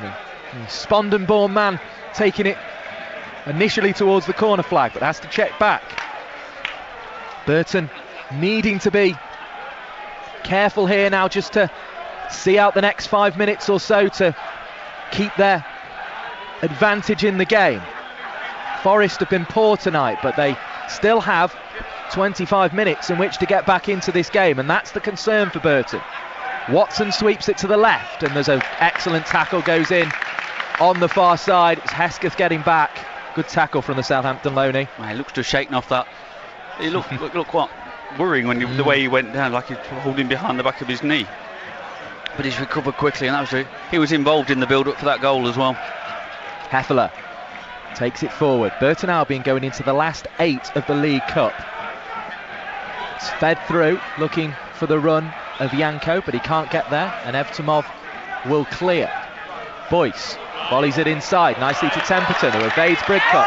He's now going to run forward, and there's calls for Templeton to pass it right. He finds Hesketh, beats a couple of challengers, feeds it back into Boyce. Boyce just couldn't get his footing right, and it rolls past him despairingly, and he collapses on his front in the turf. He's just not having his night, but he has set up one of the goals, so he'll take that. But that all came from Boyce's little foot. He brought it was Eftimov's kick down, just laid the pass inside, and Burton away again. And as I was saying before the game, running at this Forest defence, they don't like it. Ball played into the box, and Evtimov will come and gather, and he is very much on the right side this evening. Not with the club that he spent 7 years at and only made 3 appearances. He's with Burton Albion this evening, making his 9th appearance for the Brewers in all competitions. Played in the last round of the League Cup, and he's playing here tonight and enjoying a clean sheet as things stand, and seeing his team 2 goals ahead as well. Out it goes to Dawson on a yellow card, remember. Will that be crucial in this game? We await to see. Back inside it comes to Watson. Bridcut. Run being made by Yanko to the far side. Comes to Hefele first. Now Yanko trying to get in behind Templeton, and McFadzean comes across, read it really, really well, and got across and tackled the fullback, and he'll clear left-footed, but only to Watson, and that's dangerous, and this could give Forest a lifeline. Diaz puts it to Watson. Now it's Osborne, puts it across goal, but a good tackle goes in, and in fact good must have sliced off. Yeah, it's good pressure. Foot of Osborne. Hesketh's got back there, put pressure on him, and he's put it wide. Out for a goal kick. We're approaching the halfway point of the second half. Burton Albion lead by 2-0 against Nottingham Forest. They're heading to the last 8 of the League Cup. Scott Fraser with a double. The first one was deflected, the second one certainly wasn't. Ran through that inside left channel, finished superbly with the inside of his left boot. Looks like Joe Lolly's being introduced as well for Forest in a minute. Is his second and third strikes in a Brewers shirt, and they've both come in the 4th round of the League Cup. The first time the Brewers have been at this stage. You'll hear if Derby County will be able to get themselves in the hat tomorrow against Chelsea at Stamford Bridge on Sports Scene, but David Templeton has won a free kick here in East Staffordshire for Burton Albion. Here comes Lolly. Well, he was another who played at the weekend, as did Graben and Cash, who were also on. So Forest reverting back to their favoured strike force, and it's going to be one of the defenders who comes off for Yanko. Cash going to right back. Yeah, so Cash has been pushed back, and Lolly will play in front of him on the right-hand side. Sounds like one of these loan companies, Cash or Lolly, doesn't it? Yes, quite. Well, Joe Lolly is on the pitch, and what difference will he make? We will see in the remaining 22 minutes of this game. Out for a throw in to Forest in their left back area. I think it looks like Templeton's just limping a little bit. I think he's got a whack there, so maybe Marvin's coming on for him. Could well be. See Joe Sabara disappear into the dugout as well. It's out of play in front of the advertising hoardings, which are red at the minute. And convert to yellow at some point as well. We're getting a full array of colours as Sordell is preparing to replace David Templeton. Good to see Marvin Sordell back, and a really good performance again from David Templeton. He's been a star performer for Burton Albion this season. I say he's an X-factor player, isn't he? You know, it's what they need. Somebody like him, he can just go inside, go outside. Very good control. He's got a little whack on the ankle. He's just showing Nigel Clough there. Put a bit of ice on it. Put your feet up and come back again on Saturday, please. Yeah, and they will enjoy having him available as the ball goes. Yeah, he's got a bag of ice in his hand already, straight down the tunnel. Quite right. And his side are 2-0 ahead. He may well have already got job done as it comes to Sordell on the left-hand side. What can he do with fresh legs? Back from that hip injury. Slides it in, looking for Jamie Allen, but it was blocked and it comes across, and now it'll be Diaz to run at the Burton Albion defenders, and he's going to slide it through looking for Graben. Evtimov comes out, Graben will finish, Graben will score. It's 2-1, the advantage has been halved, and it was a simple goal. Through ball to Lewis Graben, right hand side of the box. Evtimov came advancing out, he won't get his third clean sheet, he was chipped, and Nottingham Forest have their first goal. Burton Albion 2, Nottingham Forest 1. All came from Burton giving the ball away yet again, and 2 passes later, and Graben's in behind, just dinked it over Evtimov. Game on. And the advantage has been halved, and you feel Burton Albion have made their task twice as difficult here. Comes to Sordell. Can he do better this time running down the left? Slides it on to Fraser. Fraser with Heffeler up against him and dispossessed by Lolly, who is returning. McFadzean gets to the ball and intercepts well. Akins slides it forward. Fraser with room to turn inside left channel, running away from Gonsalves. Plays it in looking for Boyce, can't find him. Back to halfway to Brayford. Quinn feeds it out to Fox. Burton Albion lead by 2-1. Lewis Graben halving the lead. Hesketh misses his kick, but he's still got the ball, but he's been penalised on that far side. The locals don't agree with that one. First foul Burton conceded this half.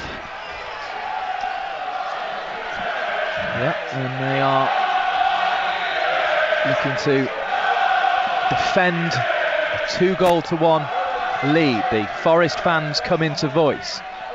This is going to be nervy. Place in the last 8 of the League Cup at stake here, remember. Burton Albion will be among the first teams into it.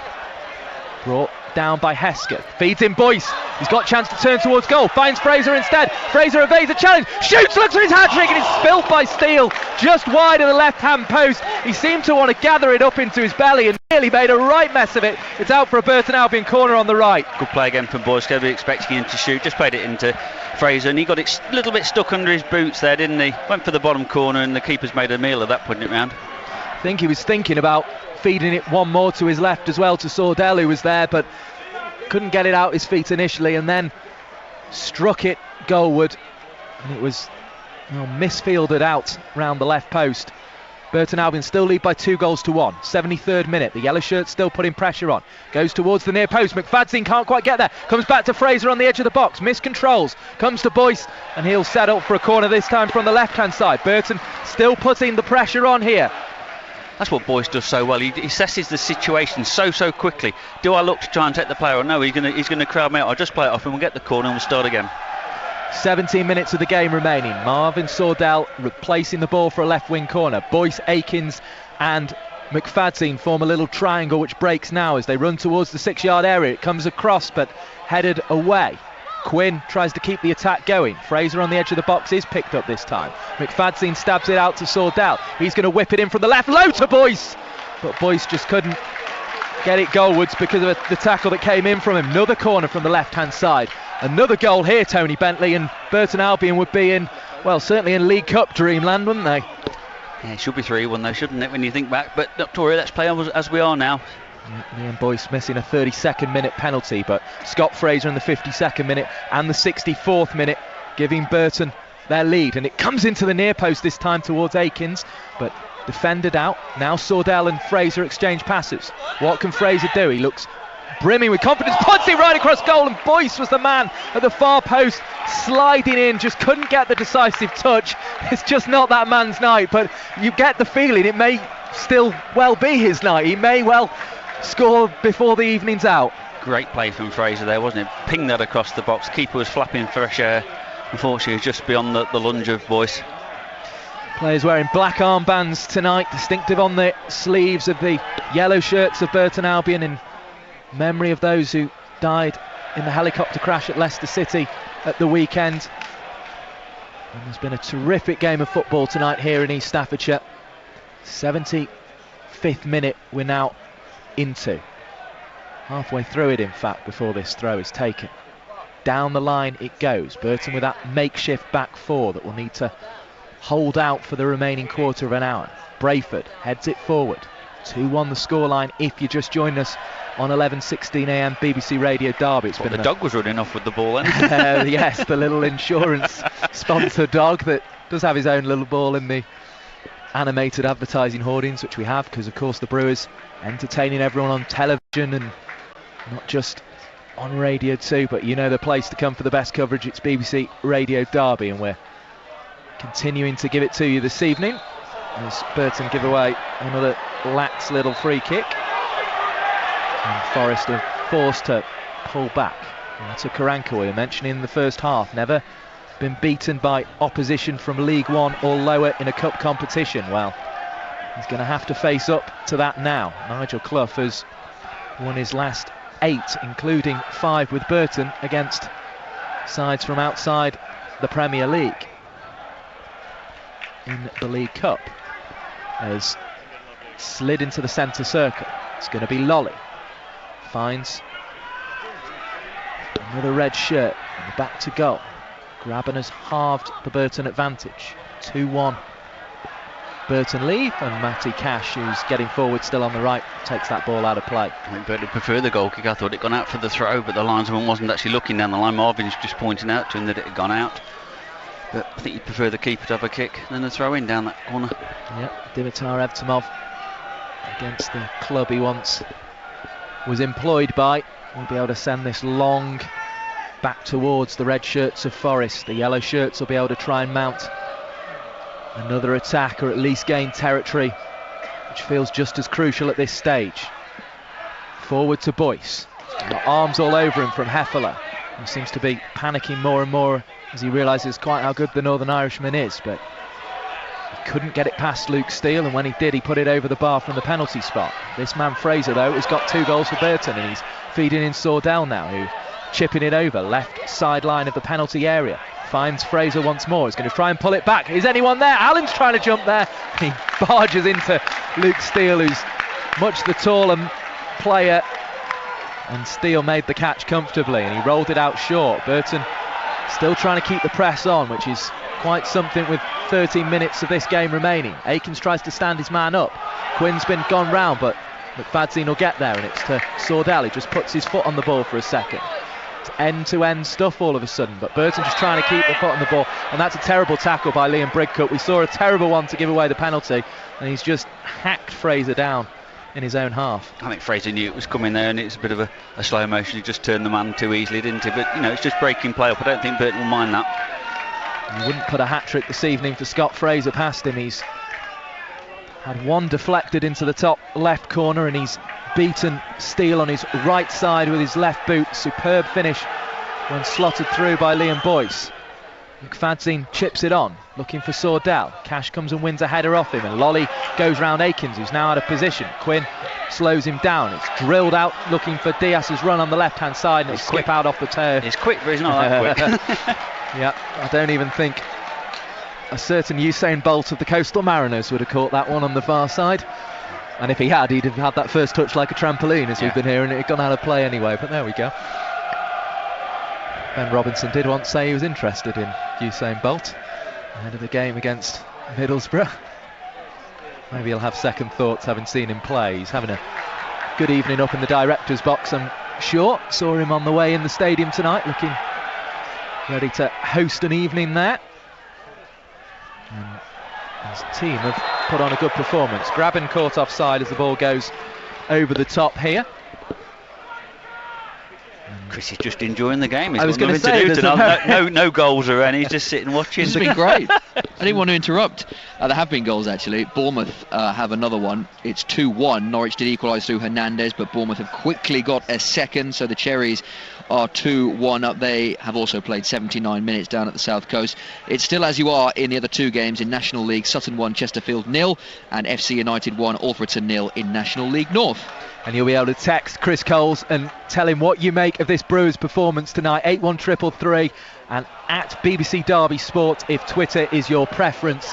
We'll bring you all the reaction. We'll try and make sure we also bring you a Burton Albion player or even Nigel Clough himself if we can get hold of him. There's a lot of media here tonight, so I may well have to stick my elbows out Stephen Quinn style to get Nigel Clough on air, but we'll do our absolute best on Radio Derby before 10 o'clock. Of course, the bulletins in Breakfast with Ian Sky is your other place for Brewers news tomorrow morning, and you will want as much of it as you can get if the scoreline remains the same, if it even gets better. 2-1 Burton Albion lead.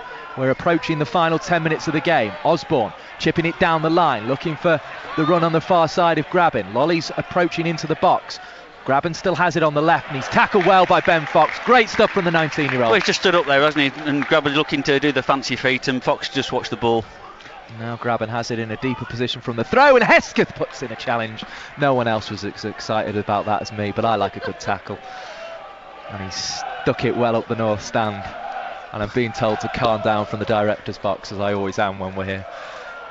As Burton Albion lead 2-1. Certainly worth getting excited this evening. I'm sure you have been at home. We have saved you a seat, slightly along from your usual one, next to Chris Coles down there, as the ball's headed back, and now Gonsalves is going to feed it through, looking for Matty Cash. Evtimov's off his line, great gather. And he's just going to check his thigh there, I think, to waste a bit of time more than anything. I think he stood just caught in Cash as he was running through there, but won't hold him. There's a woman, she must be with the Forest director. Every time Forest go forward, she stands up on the front row of the director's box. She's probably more excited than you. Well, it's quite hard. As Boyce brings it down. Surely fouled by Heffler now. Oh, it's been given away straight to Scott Fraser, and now Liam Boyce, left-hand side of the box. He comes into it, thinks about shooting once. He'll try and shoot from a tight angle, looks to square it back. Now Fraser has it. He's going to chip it up to the far post. Hesketh with a volley. Hesketh scores! Burton Albion lead by 3-1, and they're going into the last 8 of the League Cup surely now. A thumping volley by Jake Hesketh in the final 10 minutes of this game has surely sealed this one for Burton Albion. Burton Albion 3, Nottingham Forest 1. What technique that was from the youngster. Scored a week ago tonight, his first goal in senior football with a Messi-like run at Portsmouth. This time the ball's been dinked across the 6-yard box. He's watched it come across his body, kept it and volleyed it past Steele, still never moved. The back of the net whistled, and Burton have 3-1 lead. We spoke at the start about how since I've been commentating on Burton Albion, it's been rare to see the stadium bouncing and see the stadium in full enthusiasm. Those two, particularly the last two goals there, we've really felt it, haven't we, around us in the south Well, stand. hopefully it'll bring people, more people back. It's been quite a night here for Burton Albion. 2 from Scott Fraser and a thumping volley from Jake Hesketh give Burton Albion a deserved 3-1 lead. You forget that Liam Boyce missed a penalty in the 32nd minute. You probably don't, because I keep saying it. But Burton Albion have been superb tonight, and they've got better and better as the game's gone on. They have to still keep getting better for a further 7 minutes, but they've got a free kick in their own half. That'll help. And Forest have got worse and worse. They've been fairly woeful, Tony Bentley. Yeah, final substitute, the young wingers coming on. Appiah. Jake Buxton just goes for a jog as well for Burton Albion. He's come on in front of the back four. He's made himself a holding midfielder in recent weeks since his return from injury. I don't think at the moment they need to do anything. No. Though. I think, you just keep it as it is. They're causing problems every time they go forward. They could get a fourth at this rate. And they really could. It's that sort of game. Boyce still hasn't got one, and he's still looking for one, trying to scrap on the edge of the box. Comes back to Brayford, sends it forward to Fraser, chipped in on the right side of the box. Hesketh is in, chests it down, shoots past the goalkeeper. No, wide of the post. Handball been given against Hesketh. Well, you wouldn't have put it past him scoring again there, Jake Hesketh, but just did seem to handle. I could see the outstretched arm there. It's been a fantastic night for the Brewers this 84th minute. Another substitution will be made. Arvin Appiah. Bucco's coming on now to mark him. You follow that guy in the shirt with 4 and 3 on the back, Bucco. That's his thing. Taking Fraser's just down, so they're going to take him off, which is he's had a brilliant game, hasn't he? I'm sure he'll get the man of the match. Well, that second finish in particular, where he just got the ball in space, left of the box, composed himself, and then inside of the left foot just sent it past the right hand side of Luke Steele. Great finish, and he's going to get a warm round of applause. Have a listen to this at home, folks. But he's looked so dangerous every time he's broke forward with the ball. Fans rise to their feet in the south stand, and quite rightly too. They're always on their feet in the north stand and the west stand, but they're enjoying themselves thanks to Scott Fraser. He got a little rub of the head by Andy Garner as he disappeared into the dugout. The 2 Scottish players are off, and they'll be nice and fresh for the weekend. Jake Hesketh still scrapping for the tackles, and the ball comes into the Burton box eventually, but McFadzean, always there, clears it away on the half volley. Diaz gets clattered, and fairly. Burton come away with the ball. It's Quinn, just turns on it skillfully, patiently. Now Allen running down the right touchline, can't get to the ball. Comes to Boyce, he tries to twist away, and he's given it away. And now Burton Albion could be under pressure. It's Appiah, right hand side, up against Akins. Can the captain stop the ball coming in? Yes, he can. It's out for a corner. Good defending from Lucas Akins against Appiah. Yeah, he just came with Boyce there, just trying to do the fancy turn, didn't he? Just got caught in possession, and you can see the angst of the management down in front of us. Corner from the right, in swinger, headed over the angle of the bar. It was coming across the near post of Evtimov and just headed up and over, and that summarises the Forest frustration. Matty Cash just has to run back to his own half. 3-1 to Burton Albion. I nearly said 2-1 there because I can barely believe it. Not sure Hesketh's got a bit of cramp now. Well, he went down earlier in the half, and we were surprised he continued. It was a good thing he did. He scored in the 82nd minute of this game. Bit of treatment taking place. As we say, we'll bring you reaction on 11:16 a.m. from this game up until 10 o'clock. We'll do our best to grab Burton Albion players as well as the manager Nigel Clough to get his view on what could be an excellent night for Burton Albion. It looks as if surely it will be one now.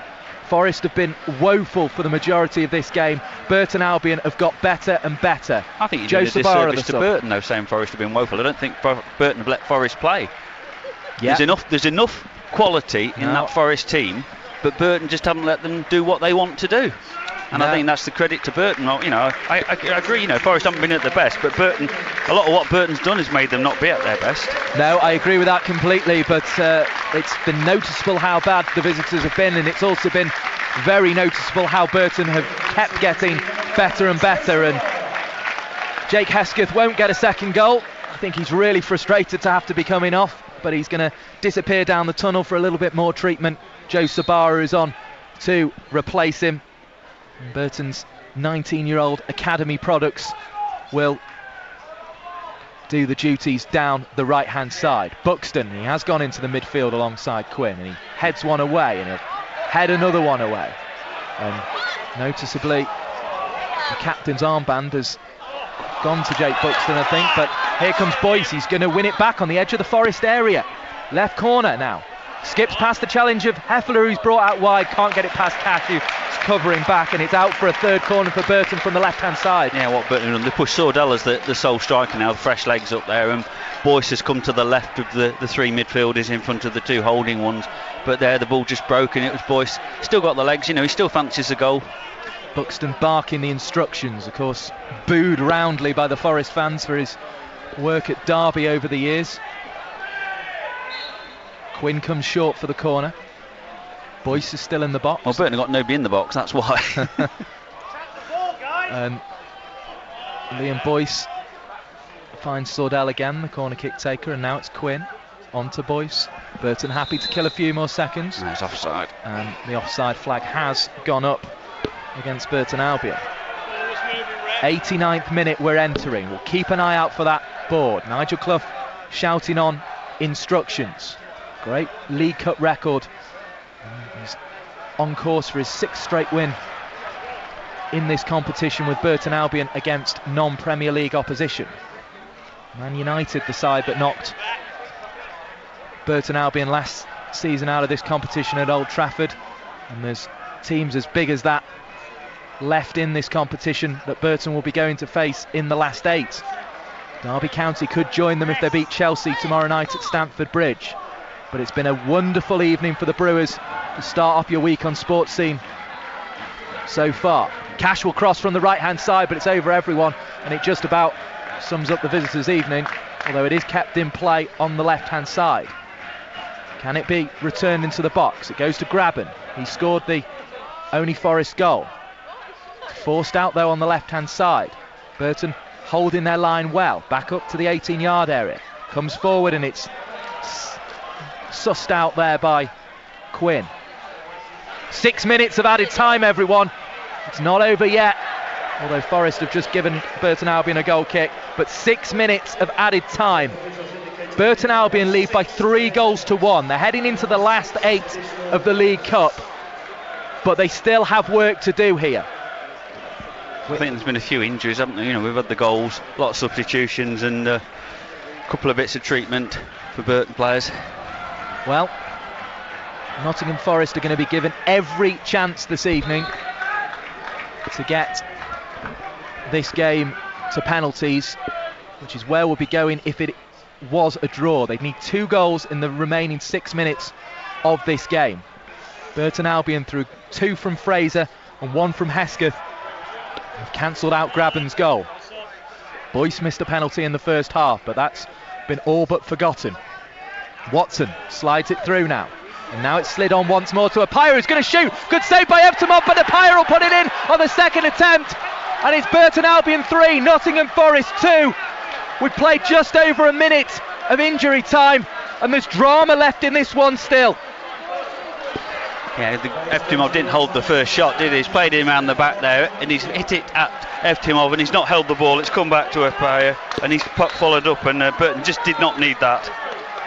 Just into the 2nd minute of injury time, Arvin Appiah following up a save shot from Evtimov. He seemed to be offering a lot of the goal to the Forest forward, who on the second attempt slid it past Dimitar Evtimov. Forest's 2nd goal of the evening. Burton Albion 3, Nottingham Forest 2. Will the 2 strikes from Fraser and the 1 from Hesketh be enough this evening? Sordell's trying to hold it in the corner flag for as long as he can. Doesn't waste any more than a second. Does get a tackle in, but the referee felt it wasn't a fair one. Defending for the yellow shirts to do. They've kept a high press all evening. They're still using 3 players to stay further forward.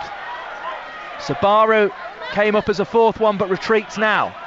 Now it's lumped forward but headed away. And Quinn will just boot it straight back down the middle of the pitch and say start again to Nottingham Forest. Dawson does, out to Cash, evades the challenge of Boyce. Burton Albion pushed back towards their 18-yard area. It takes a deflection, McFadzean gets across and he puts it out of play for a corner kick. There's a roar from the Forest fans. There's nerves here in the south stand. 3 minutes and counting. Can they do it? Corner from the right, in swinger, headed up and away towards the left corner of the Burton penalty area and hit away on the half volley, and Boyce is down holding his head and there's going to be treatment needed. We're into the final 3 minutes of added time. The referee will be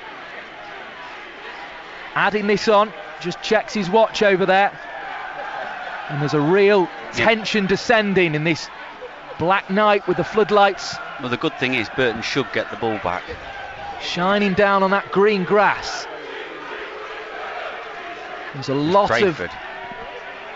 Yeah, it is Brayford. The ex-Derby man stands up with that distinctive hair. He got that shiner under the eye the other day, and he's going to be walking over towards the left-hand side. It's going to be dropped for McFadzean, who I think has been encouraged to kick it back to Steele. Okay. But that will put the ball in the Forest penalty area and allow John Brayford to return. The referee waves him on now. It's put short to Heffler. Brayford just regaining his position now. It's forward towards Akins, who wins an uncontested header. Towards Allen, who gets jumped on by Watson. Scored in the FA Cup final, of course. Helps it on its way. Looking for Graben, who got the first goal. And Graben's fouled. Cal McFadzean is remonstrating with the Forest fans, which maybe isn't the wisest thing to do. Did well there, McFadzean, didn't he? As you say, he does it so often, gets his body between the striker and the ball. Draws the foul. We're approaching the 50-minute mark of the second half. 6 minutes of added time are being played. Burton Albion lead Nottingham Forest by 3-2. Fraser and Hesketh are your heroes. They've scored the 3 goals between them. Boyce missed a penalty in the first half but laid on Fraser's second. Then everyone in a yellow shirt will be celebrating this win in under a minute's time if the score remains as it is now. Thrown to the Northern Irishman, Boyce. Flicks it on to Sordell. He'll hit it towards the corner flag and Boyce will be happy to keep it there, but will he run towards goal? He runs towards Matty Cash now and then he takes it back. Sensible stuff from the Northern Irishman. It gets a standing ovation from one man in the south stand, and he also wins the throw-in. The seconds are continuing to tick away. We're into the final 20 seconds now.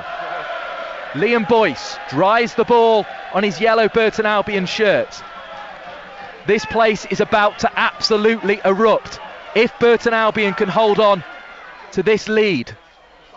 It's thrown to Sordell, turns away from a challenge, finds Boyce, and he's trying to get it back into the corner flag. Sordell's there for him, has to make sure he's not offside, and Boyce still has it in the corner flag at the Forest end of the pitch. He plays it off Watson looking for the corner. Appiah clears it away. Quinn will just head it up towards the edge of the Forest box. We've played the 6 minutes of added time. There was a pause for Brayford to get treatment though. Fox in his own half, and oh dear, he's given away a throw-in. He just stumbled. And now there could be pressure. Good tackle from Quinn. It goes in favour of Burton Albion, and this will surely be it, will it? Depends how much added time for the Brayford treatment on his head. We're approaching the 7th minute of added time here. Well Burton Albion lead by 3-2. Well done the assistant there. That's the worst foul throw I've ever seen, and the assistant miles away flagged it. Well, There are people here, including the Burton males Josh Murray, who do love it when a foul throw gets called. He will have enjoyed that one, I think, because he'll have something to write about in the morning. Burton Albion have won by 3 goals to 2. The final whistle goes.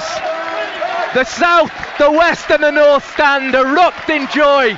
And it's because goals from Scott Fraser in the 52nd and 64th minute, as well as Jake Hesker, a thumping volley in the 82nd, have given Burton Albion a 3 goals to 2 victory over Nottingham Forest. Graben halved the deficit, and that was followed up by Arvin Apaya in the 2nd minute of injury time.